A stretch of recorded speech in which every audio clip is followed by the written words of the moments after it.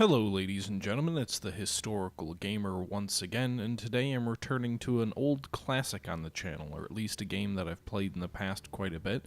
It's Ultimate General Gettysburg. In this game I'll be playing fellow YouTuber Agrippa Maxentius, who plays strategy and war games as well on YouTube, so you guys should check him out. And I'm playing online multiplayer for Ultimate General Gettysburg. The last time I played the game it was still in beta. The game has officially launched now.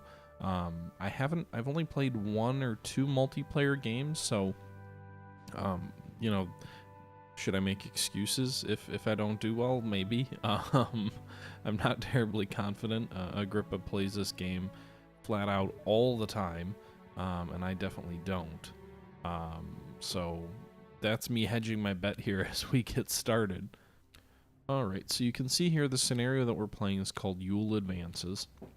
And in it, the Union starts with about a 2,000 man advantage early on, but things even out later. And this scenario represents a late day action, so starting around 3 o'clock and going into the early evening, the Confederate Army, or at least the 2nd Corps under General Ewell, the 2nd Corps of the Army of Northern Virginia, attacks the Union Army's right flank, which was initially defended by General Oliver Howard and would later receive reinforcements from General Slocum's 12th Corps.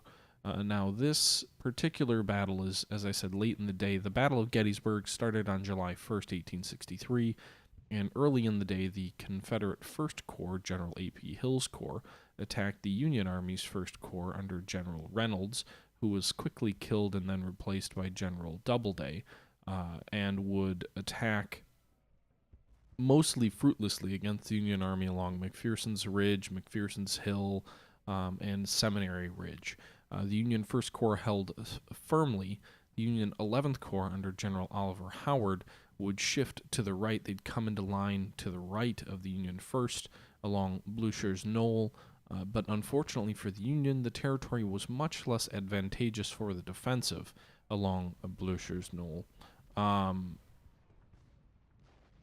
Good Lord, it's not Blucher's Knoll, it's Barlow's Knoll. What the hell am I talking about? I've got Napoleonic stuck in my head, General Blucher of the Prussians.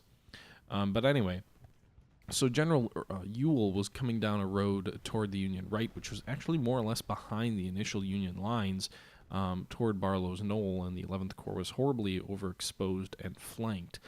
Now, in this scenario, I believe the Union Army gets the 12th Corps reinforcements more quickly than historically happened. In real life, the Confederates had about 20,000 men come nearly behind about 11,000 Union troops. And the 12th Corps really didn't arrive until later in the evening, when they kind of showed up to help reinforce the Union Army along Culp's Hill. In the interest of balance for this scenario, the Union 12th Corps shows up a little bit earlier, and that makes this online fight much more balanced than it otherwise would be. That Agrippa plays this game much more than I do, and he also plays online with the developer of the game. So putting me into the offensive is a pretty difficult task for me, because while the Confederates theoretically should have an advantage in numbers, as you saw as the battle starts, we're actually at a disadvantage. The other thing I will say as well is that the game does kind of stretch the eastern or the right flank out a bit too much, or not stretch it out, it actually compresses it. So General Rhodes' division was kind of coming straight down along Oak Hill, and I believe that's the division we have in place here. And then General Early's division came into the right of him, and Johnston came in behind Early. So the the Confederates nearly came behind the Union flank. In this case, we're really just attacking almost in echelon, but one in front of the other. So just kind of like a massed column of infantry, with the 1st Division in front, the 2nd Division and behind it, and then the 3rd Division comes in after that. So there's really not too much room to maneuver or take advantage of what was historically a very disadvantageous position for the Union. I will also say I make another big mistake here. I've already played the game. I'll make another big mistake in that I attack piecemeal. So I put one unit, the 1st Division I have on the field attacks, then Early's division comes in and attacks, and then Johnson's division comes in and attacks. Not only do I attack piecemeal, especially early on when I'm outnumbered by the Union, but I also attack straight ahead, and I also spread my forces out too much. So you'll see here I'm attacking kind of up toward Barlow's Knoll with several of my units. Meanwhile, I've got 3 other regiments here to the south moving toward Benner Hill, I believe it was. So I've kind of split my own 1st Division into 2 separate targets, and then I do the same thing with Early's division here as I start bringing these guys in as well. So I make the mistake of attacking along a broad front when I'm outnumbered. That's not a recipe for success. You need to pick your spots, focus your energy on one location, and go from there. And as you can see, with Early's division coming in, I split their focus. I try and flank the Union a bit with O'Neill here, but it just doesn't pan out, and things quickly devolve into a frontal assault across open ground, with Agrippa doing a very good job of maintaining the high ground, keeping his troops on Blucher's, or is it Blucher's actually, not Barlow's? Looks like Blucher, but it should be Barlow's Knoll, so I'm not sure where that name came from. Sorry if that's confusing, but basically he's doing a good job of keeping his men in this kind of wooded tree line just beyond the open fields that we're advancing through, keeping his men on high ground as well, so they can inflict maximum casualties on us as we're stuck in these open fields engaging in musketry. Obviously, things won't end very well if we do that. So you can see Agrippa using his troops very skillfully, and me blundering about like a novice wargamer who's never played a game before. One other thing I did want to talk about as these initial attacks here kind of start to fail, and you can see Dole's brigade falling back. And then you can see here my other 2 red brigades from Rhodes' division are just charging up an open field up a hill against massed infantry and artillery that oppose them. So again, not terribly wise on my part. Heavily outnumbered locally, and also spread out just far too much. But one other thing I wanted to talk about real quick. I know I've been doing a lot of Order of Battle Pacific videos lately. I've kind of refound my love for that game. It's a really interesting game. I'm going to continue doing that, but things may get a little bit confusing, so I just want to talk to you about that a bit. There's a new game that's coming out, or not game, but an expansion to Order of Battle Pacific. It's called Order of Battle Morning Sun or Rising Sun or something like that. The game focuses on the war before the U.S.'s entry into World War II in the Pacific. It actually focuses on the Japanese campaigns in China, and I thought that would be really fascinating to play, and I'm going to do it. Now, what does that mean for the current Order of Battle Pacific stuff? It doesn't really mean much. Obviously, it could be confusing to see Order of Battle Pacific campaign videos, and then all of a sudden we're going to a different Order of Battle Pacific. I'll probably just label it Order of Battle Rising Sun, and then, continue the Order of Battle Pacific with the battle names for the other series. But I'd like to play the Rising Sun version of the game, which starts in China. I'm curious to see if that'll allow you to bleed units over and bring them into the main campaign. I doubt it, but it'd be interesting if you could. And then introduce those videos.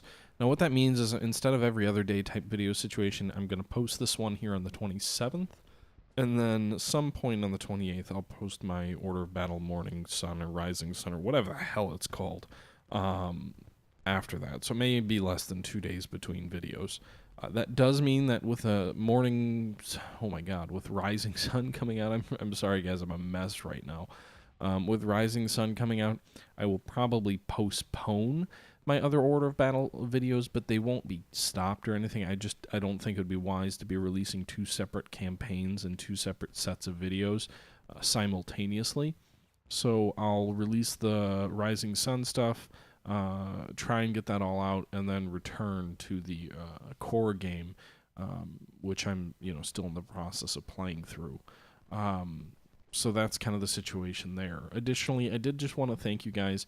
I intend to do kind of a most anticipated and most played game videos again this year. Those did phenomenally well last year. I may have missed the boat a bit, given that January's pretty much over already. By the time I get those out, it'll probably be February, so maybe they won't do as well. But I still wanted to do it. I had a lot of fun, and I got a lot of positive feedback from doing the videos last year. Given I didn't really do a annual roundup type video, I did just want to give a big thanks to everybody. 2015 was a phenomenal year for my channel, and it was a difficult year for me personally. My father passed away, and from cancer, and my wife and I, we moved, and I got a new job, and it was a very hectic year on the personal front. But I will say that, while YouTube is really just a kind of a hobby, something I do on the side, something I enjoy to do, it really does mean a lot to me when you guys kind of show your excitement and your appreciation on the channel. And 2015 on the YouTube front, anyway, all things considered, was it really a great year. And I had a lot of fun. I did a lot of videos, more videos than I had done any other year. I'm hoping to step that up even more so in 2016. The channel continues to grow at a very steady rate. Just to give you guys some numbers, my first year on YouTube was 2012, and I only had about 90,000 views. It still seemed like a lot. And I'd say even today, like if you're a new channel starting out and you get 90,000 views in your first year, unless you're going to take off and become some crazy popular channel, which, admittedly, I'm still a peon when it comes to YouTube. I'm a very small channel, but I'm okay with that. I do it for fun. But the point is, you get 90,000 views in your first year. That's a pretty decent year. And I got that in 2012. 2013, things bumped up. I got all the way up to 200,000 views in that year. And I'm not talking about subscribers, mainly because subs are really kind of not as important as people make them out to be. I love the fact that you guys subscribe, and I really appreciate it. But they don't drive the channel's success. And in the end, it comes down to views. Subscribers are a reflection of how engaged your viewers are or can be, but they can also be misleading. You see plenty of channels with tons of subs out there that get 1,000 or 2,000 views a video, like I do. And they may have 10 times my number of subs, and that's just because, people sub and then forget and never come back. As you can see here, my attacks are, hopefully, at least I'm hoping, you can see the Union kind of going back to the gameplay here, pulling some troops back there on the right, so I'm going to try and press things, but it may just be Agrippa being clever. Meanwhile, on this end of the battlefield, things are not going as well. I've had multiple regiments driven back, and not doing so well. The Gordon's Brigade's doing a little bit better, but that's also because they're advancing through wooded terrain and cover, which allows them to do a bit better. But anyways, so 2012, 90,000 views, 2013, 200,000 views. 2014, I took another big step forward with 370,000. I kind of felt maybe my momentum was slowing. Maybe I was going to kind of max out there and just kind of hover there, or maybe even regress. I thought 2015 might be that year where I just kind of sit around 300,000, maybe even shrink back down to 200,000. But I really put a lot of work into it. I made a lot more videos than I normally did. I kind of switched to more of a Let's Play focus, and that seems to have paid off a bit. At least in the, I no longer review games. With the Wargamer purchase anyway, I don't really have that option. Anyways, you can see here, it looks like Agrippa's retreating off the top of the hill, but maybe he's just being clever and pulling back to those wooded. You can see here this little road. It has some trees around it, kind of on the almost the reverse slope of Benner Hill. He may be trying to pull a trick there. Meanwhile, I'm not doing much to keep the pressure on him on the rest of the line, so he's going to have a pretty free reign in doing whatever he wants to do to me there. Anyway, he could pull troops out and be fine. But anyway, so I thought 2015 might be the year to regress. I spent a lot of effort and time into trying to put out more quantity and hopefully quality as well. Did a lot of reading, a lot of research for my videos. I would still like to be able to do videos where I do some sort of video editing in some sort of a semi-professional way with, maybe animated maps or things like that. And anyway, so it was a very successful year. We went from 370,000 views in 2014 to over 600,000 views, actually over 670,000 views in 2015. Again, I didn't double it like I did from year 1 to year 2, but it was close. And the channel went over 1 million views. We're closing in on 1.5 million views already. And we went over, I want to say we went over 5,000 subs last year as well. All some really big milestones for the channel, for me, and it really appreciate all the support that you guys have shown. video in and video out. I know some of you have expressed some frustration that sometimes I don't always cover the topics you want me to cover or the games you want me to cover. And I'd like to be able to do more, but, as an ordinary Joe who works an ordinary job and just kind of does this for fun, I appreciate the amount of support you guys have shown and recognizing that, there are limitations to time and whatnot.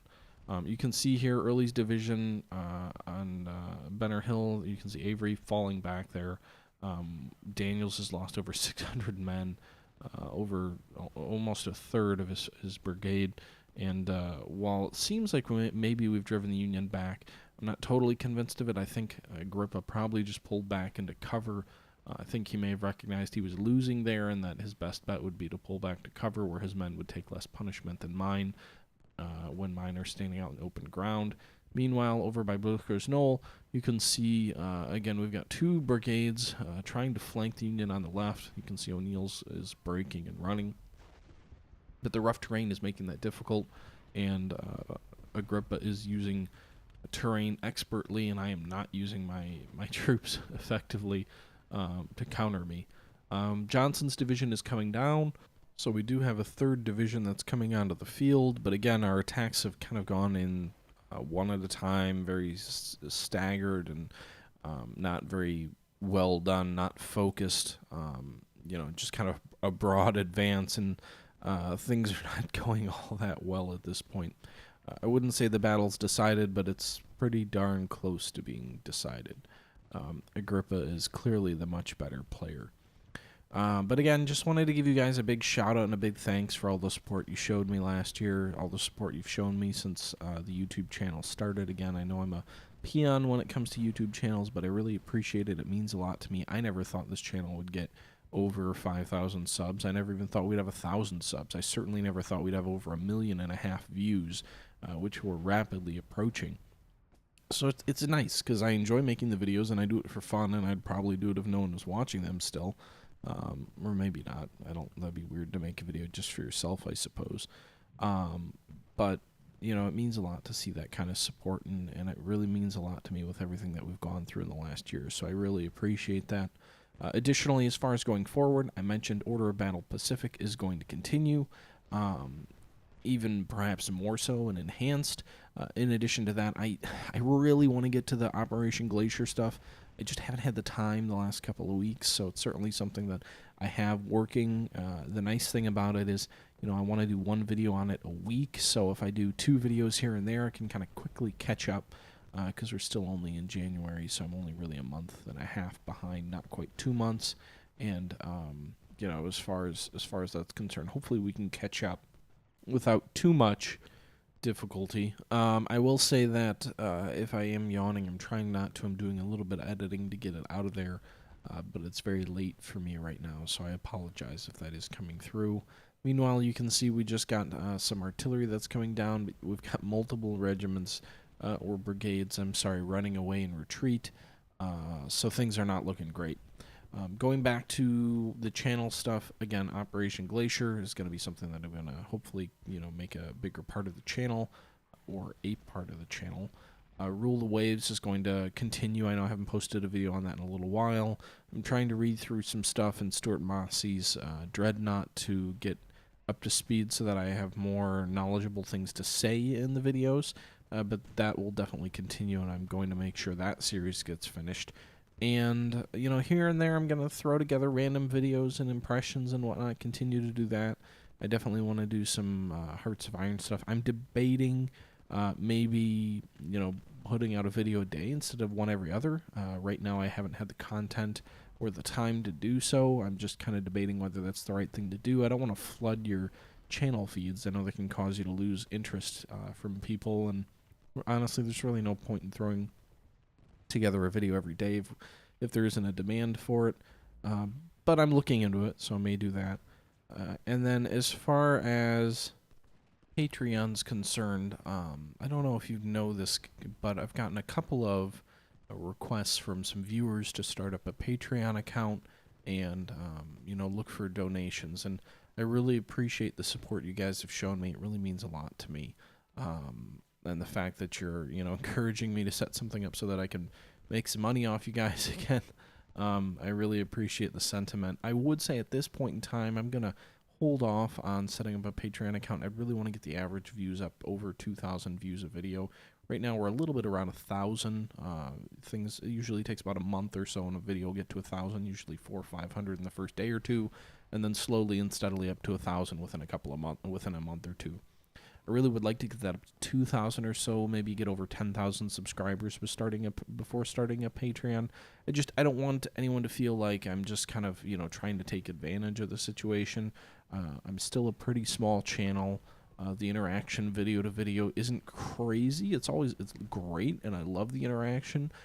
It's really neat to have such positive interactions with the people who watch my videos.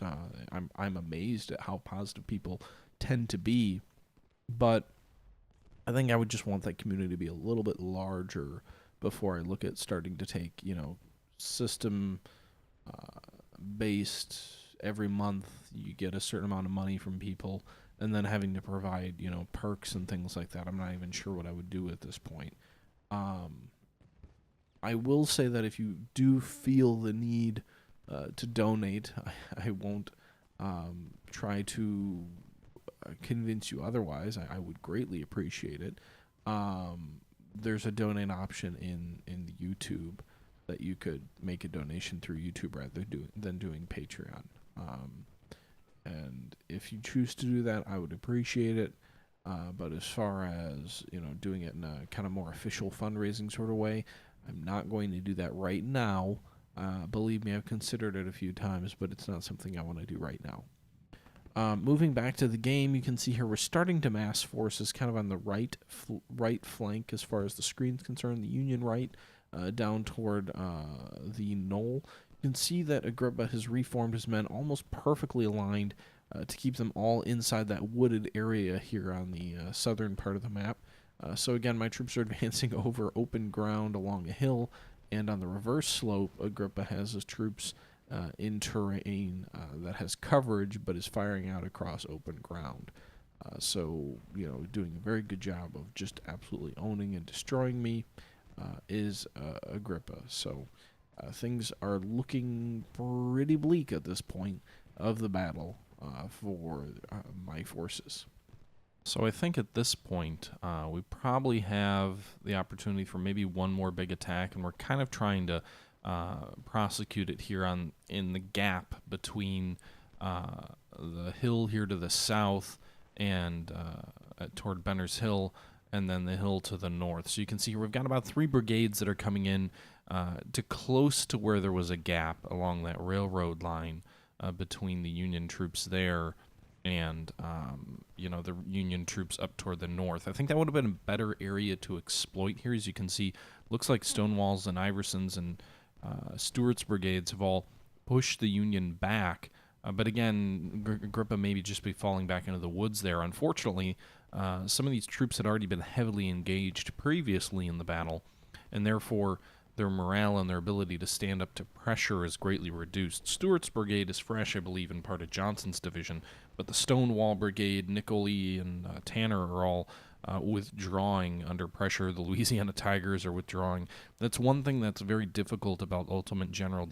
You generally get one really good push with a unit or a brigade, and then after that initial big push, unless you spend substantial time rallying, and even then you can see some of these guys are 40%, 20% morale, but if you spend the rest of the battle rallying these guys and you try and re-engage them, they're really only good for a little bit of resistance there. You can see Iverson just driven back by artillery.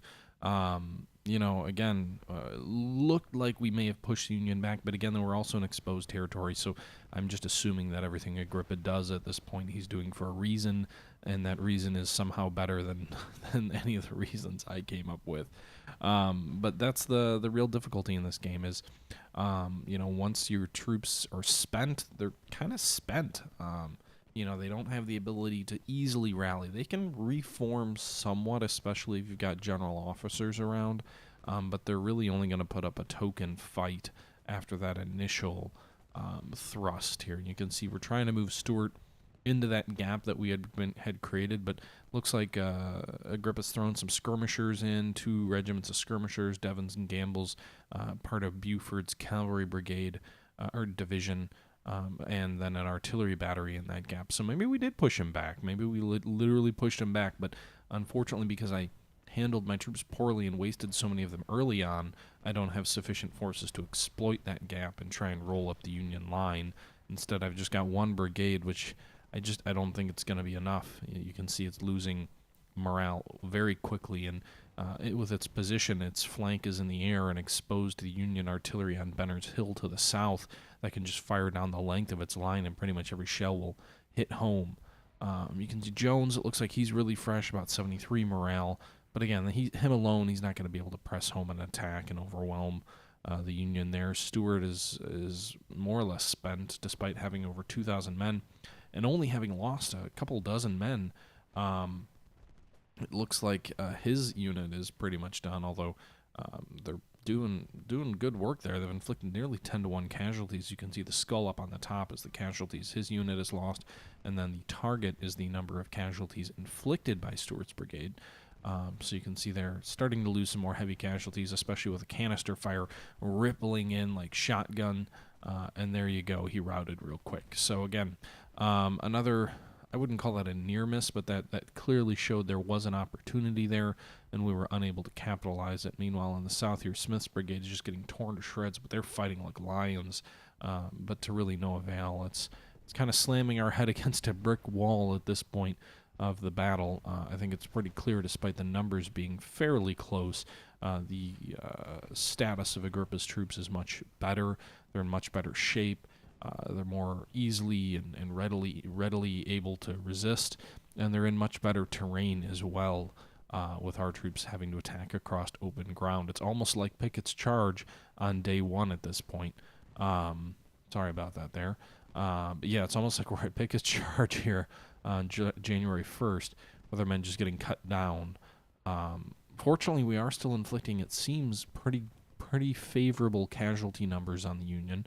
Not advantageous per se, but not disastrous either. So despite the superior ground and use of his forces, Agrippa is still losing substantial men.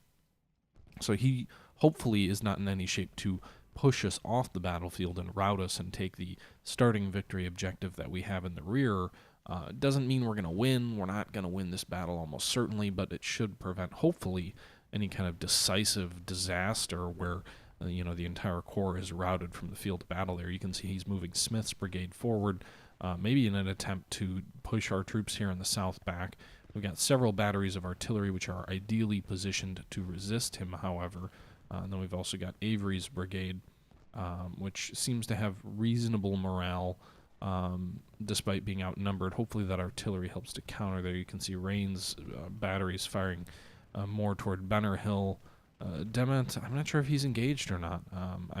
One thing I'm not very good at in this game is managing my own artillery, but I'm not too worried about the situation in the south. I don't think we'll be, overrun or anything like that, as the enemy continues firing canister into us. Whoa! Okay, looks like Farnsworth's cavalry has arrived. I didn't know they would be showing up, but the Union cavalry has shown up in our rear and is advancing into our rear and flank. That's not good. Fortunately, this game doesn't give cavalry too much power. They're really good at getting cut down. I'd be more worried about those 1,000 skirmishers that Farnsworth has. O'Neill's brigade is in a pickle there with enemies into its front and rear, so we're probably going to have to pull them out. Ramesar, we should probably reform and reface to the right, and we'll see what happens there. But again, cavalry is more of a nuisance than they are an actual decisive weapon. They can kind of swing in behind you and threaten to take objectives, and then they can kind of harass you and inflict casualties. Anything beyond that, I'm not too worried. But we'll see what happens there. They are ideally placed to cause us some trouble, and those troops that we have located on the northern spot of the map are strung out and fought out. Try and move Stonewall down. Seems like he's reforming Daniel's up to 30%, but it also seems, again, like once units start losing casualties, you can see there, Daniel's brigade went from 30 to 8 morale, and I don't even know what happened. Maybe just telling him to move toward the enemy caused the morale to plummet or something like that. I do know there's another Ultimate General Gettysburg in the works. I thought I saw somewhere them saying they're looking at doing the Battle of Antietam. I would really like them to do that, but I think what would be interesting is if they went Napoleonic as well. And the reason I say that is mainly the cavalry aspect. In the Civil War, cavalry was not a decisive factor when it came to traditional cavalry charges. There was almost no examples of that. Union cavalry was not nearly as well trained as the European cavalry was, so you didn't have to worry too much about frontal charges or anything like that. So the Union infantry didn't even know how to form squares because they really didn't need to. Now, cavalry, interestingly enough, in the Civil War on the American side and, the Union and Confederate side, really formed into what it would become once things became mechanized. And that is, it formed into a rapid striking force, mainly used for reconnaissance and rapid movement, which very similarly represented recon units, even to the modern day, although more lightly hitting. You can see here Farnsworth is trying to get into that rear objective spot, but he's getting cut down by these troops that we have in the way. He's retreating between our lines, it would appear. Agrippa sent a message that says, oops. But yeah, Farnsworth regiment cut down, nearly wiped out, lost, at least 50% of his troops, and I imagine at this point that's a real retreat, not a Agrippa, ordered one, and in that case, whoa, they're riding right into a 2,000-man brigade. That's not good. They're not charging. That little white flag there means they're retreating, and now getting torn apart further by Stuart's brigade, which is padding its stats. A little charge of the light brigade, I guess, in the Civil War. Did that whole brigade get wiped out? Oh no, they get like 70 guys are trying to escape now. Okay, so anyway, yeah, so that it accurately represents cavalry, but I think a game like this would be really interesting if you had a more powerful striking cavalry, which you could do if you went into Napoleonic conflicts. And I also think the terrain would be really interesting as well, like if you did a Austerlitz battle or something like that with the Pratzen Heights. Could be really interesting to simulate with this type of kind of quick play game. But anyway, so you can see here, it looks like we get our own cavalry here toward the end of the battle as well. So maybe we can recreate Agrippa's own failings and try and launch a dramatic charge of the Confederate cavalry brigade. I don't think there's a melee option for cavalry, though. I still think they really only fight with their carbines and firearms. So that's not terribly real. You can see there it looks like we've got some skirmishers as well. So we've got a battalion of cavalry, about 600 cavalrymen. And then we've also got a battalion of cavalry skirmishers. We're not going to break the Union Union right, but we can try.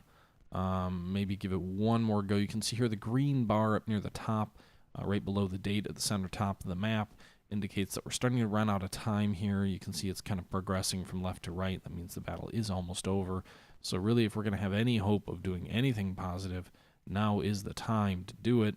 And Farnsworth wants to kill his whole brigade, apparently, because now Agrippa's bringing more of his cavalrymen forward to hopefully die a very rapid and miserable death. I only hope that being, obviously, because he's fighting against me. Yeah. So I don't think even if we wanted to, we have too much time to press home an attack, especially with the state of our troops in there. It's very post-Pickett's charge-like. It's almost like the third, where, the units are just absolutely decimated. The morale is low, but they're still probably willing to hold out if they get attacked. They can still, have a semblance of a line, just not really all that strong. But the Union may not know how weak they are either. Wow, Smith's brigade's lost over 900 men, but still holding the line at 187 men, still sticking in there and doing their duty. You can see here the Louisiana Tigers and Nicolese brigade are advancing on Schleswig, again trying to break the Union line so we can get into Blocher's Knoll. And I think I pronounced it 3 or 4 different ways in this battle. I thought it was I thought it was Barlow's Knoll, but I think Barlow was the division commander for the Union who fought in the engagement, not the name of the geographic location here. But anyway, you can see here we're getting very close to being, to ending the battle. Even if we were to break through somehow, we probably wouldn't have time to get to the objective point. I'm just glad I'm not in that brigade of Schleswig or Farnsworth's battalion that got chewed to pieces, because both those guys are losing heavy casualties right now, being targeted by 3 separate brigades. You can see here the cavalry is attacking on the south end. If we are to steal an objective here anywhere, it would be Benner Hill, just from the proximity of the VP point to where our troops are. Trying to use those new cavalry troops as the way to press the Union. You can see Krasnowski's brigade is pulling back, but again, Agrippa does that a lot more than I do, where he kind of control retreats to reform his lines in more ideal locations, so they may or may not be really retreating. It's always hard to tell. Meanwhile, the action in the north has kind of started to heat up again, but there's no way we're going to push the enemy back. If anything, they'll drive us back as we try and get one last push, one last advance going here. But for sure, too little, too late here, as Agrippa looks to be putting some pressure on us. Anyway, guys, at this point, I'm really just rambling. I'm not really talking about anything substantive, and the battle is more or less over at this point. So I think what I'm going to do is I'm going to go ahead and wrap the video up. Should be over here in the next minute or two. You can see we are making a little bit of progress in turning the Union line in the south, but we don't have any infantry support to support the attack. If we had some fresh units that we could throw forward in the southern part of the map, it might be possible to steal the objective there, but as we don't, it's not. But as I mentioned previously here, the battle's coming to a close. You can see the red text below that timer bar up there at the very top is a very quickly moving clock. It says 4 minutes, but it's moving much more rapidly than seconds move. So the battle is almost over, and just a kind of a cluster mess of troops here in the south. I got myself demolished. Agrippa is obviously the far superior player, and I lost very convincingly. Maybe I'll do more of this. I don't know. You guys let me know. I know this video is kind of all over the place, rambling about several different topics. I still hope you enjoyed it. But kind of a status update, kind of a thank you video, and also just sort of a let's share this fight that we had with Agrippa that I wanted to share, because I would like to do some more kind of cooperative videos with different YouTubers. And I think, Agrippa's a great guy. I'd like to do more with him. You can see here we lost just slightly more than Union, about 1,100 more or 1,600 more men. But the ending results from the battle is a obvious defeat for our troops. And yeah, that's that. So anyway, guys, again, I appreciate you tuning in. I appreciate all the support that you guys have given over the last year, and hope you guys continue to stay tuned and continue watching. And until next time, this is the Historical Gamer saying thank you for watching, and I'm out.